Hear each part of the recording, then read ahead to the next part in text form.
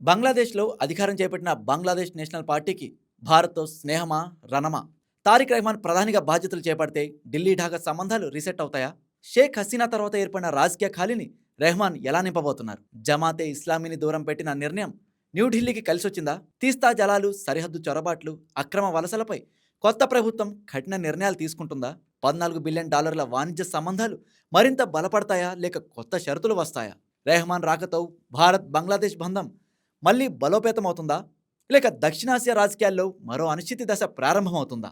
బంగ్లాదేశ్లో దాదాపు 2.5 దశాబ్దాల తర్వాత బంగ్లాదేశ్ నేషనల్ పార్టీ అధికారం చేజిక్కించుకుంది. తాజాగా జరిగిన పార్లమెంట్ ఎన్నికల్లో మూడొంతుల మెజారిటీ సాధించి ప్రభుత్వాన్ని ఏర్పాటు చేసేందుకు సిద్ధమవుతోంది. 60 ఏళ్ల తారిక్ రెహమాన్ తదుపరి ప్రధానిగా దేశ పగ్గాలు అద్దుకోనున్నారు. ఒకప్పుడు విమర్శకుల చేత డార్క్ ప్రిన్స్గా మాటలు పడిన రెహమాన్కు ఈ విజయం ఒక కొత్త ఆరంభమే. మరి ఆయన గెలుపు భారత్కు లాభమేనా? రెహమాన్ రాక మనకు ఏ మేరకు ఉపయోగపడనుంది? బంగ్లాదేశ్ మాజీ అధ్యక్షుడు జియాపుర్ రెహమాన్, మాజీ ప్రధాని ఖాలిదా జియా కుమారుడే తారిక్ రెహమాన్. 2002-2006 మధ్య ఖాలిదా జియా అధికారంలో ఉన్న సమయంలో రెహమాన్ ప్రభుత్వంలో కీలకంగా వ్యవహరించారు. ఆ సమయంలోనే ఆయనపై పలు అవినీతి కేసులు నమోదయ్యాయి. ప్రభుత్వానికి సమాంతరంగా పాలన సాగిస్తున్నారనే ఆరోపణలు కూడా వచ్చాయి. దీంతో అమెరికా సహా బంగ్లా విపక్షాలు ఆయనను డార్క్ ప్రిన్స్గా అభివర్ణించాయి. హసీనా అధికారంలోకి వచ్చిన తర్వాత రెహమాన్ ఓ కేసులో అరెస్ట్ అయి బెయిల్పై విడుదలయ్యారు.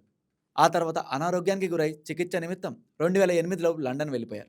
అప్పటి నుంచి అక్కడే నివసిస్తూ అక్కడి నుంచే బీఎన్పీ కార్యకలాపాలను పర్యవేక్షించారు. గత ఏడాది డిసెంబర్లో తల్లి ఖాలిదా జియా అనారోగ్యానికి గురవడంతో 17 ఏళ్ల తర్వాత మళ్ళీ సొంత గడ్డపై అడుగుపెట్టారు.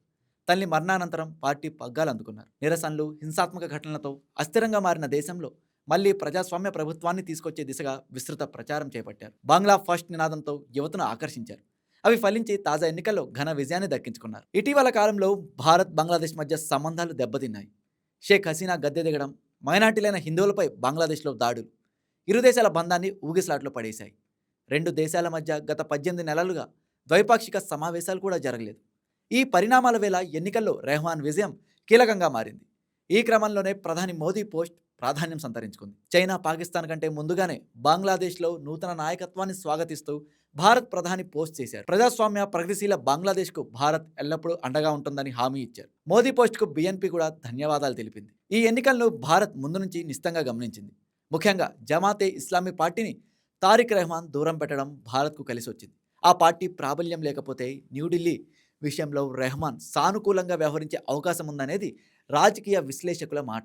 గతంలో రెహమాన్ తల్లి ఖాలిదా జియా హయాంలో భారత్తో సంబంధాలు అంతంత మాత్రంగానే ఉండేవి. నాడు బంగ్లాదేశ్ మనతో పూర్తిగా బంధం తెంచుకోలేదు, కానీ మిత్రపక్షంగా మాత్రం కొనసాగలేదు. అయితే ఇప్పుడు రెహమాన్ నేతృత్వంలో పరిస్థితి మునపటిలా ఉండకపోవచ్చని అంచనాలు వ్యక్తమవుతున్నాయి.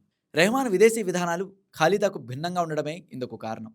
భారత్ ప్రయోజనాలను గౌరవిస్తామని స్వయంగా ఆయనే ఓ ఇంటర్వ్యూలో చెప్పారు. తాను రీసెట్ కోరుకుంటున్నానని, అయితే అది రెండు దేశాల నిర్ణయాలపై ఆధారపడి ఉంటుందని అన్నారు. ఇక ఉగ్రవాదంపై పోరుకు సహకరిస్తామని, తీస్తా నది జలాల సమస్యను పరిష్కరించుకుంటామని, అలాగే హిందూ మైనారిటీలకు రక్షణ కల్పిస్తామని ఎన్నికలకు ముందు ఆయన హామీ ఇచ్చారు. అయితే సరిహద్దు నియంత్రణ విషయంలో రెహమాన్ ప్రభుత్వం ఎలాంటి నిర్ణయం తీసుకుంటారన్న దానిపై భారత్ దృష్టి పెట్టాల్సిన అవసరం ఉంది. ఎందుకంటే పశ్చిమ బెంగాల్, అస్సాంలో ఈ ఏడాది అసెంబ్లీ ఎన్నికలు కూడా జరగనున్నాయి. ఈ రెండు రాష్ట్రాల్లో అక్రమ వలసదారుల అంశమే ఎన్నికల్లో కీలకంగా మారింది.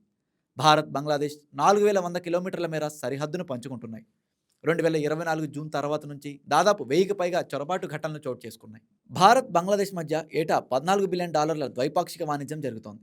అయితే ఇందులో దాదాపు $10 బిలియన్ వరకు మనకు వాణిజ్యం మిగిలే ఉంటుంది.